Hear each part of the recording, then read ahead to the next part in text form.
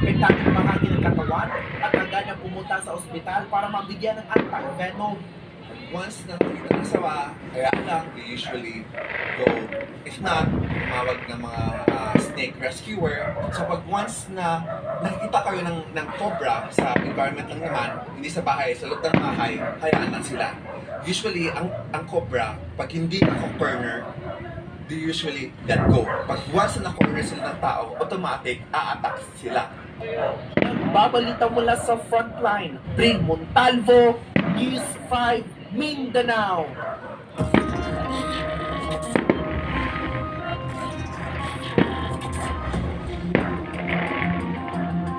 Kumpiyansa sa DILG na nasa Pilipinas pa rin ang #1 most wanted sa missing sa Bumeros case na si Atong An.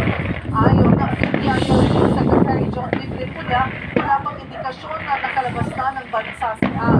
Kanina pinuntahan ng mga otoridad ang isang private resort sa San Antonio, Zambales na pagmamayari umano ni Atong An.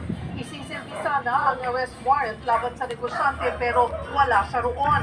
Ayon kay Rimulya, target din ang puntahan ng 4 pang lugar na posibleng kinaroroonan ni Atong Ang.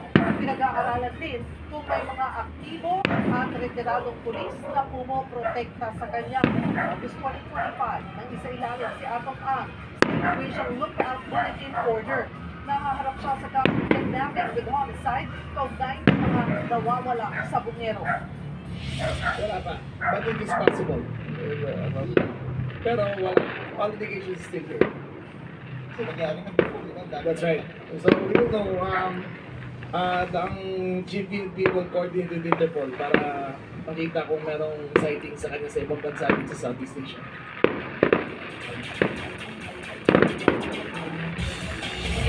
Inanunsyo na ng NBA ang starting lineup na maghaharap sa 2026 All-Star Game.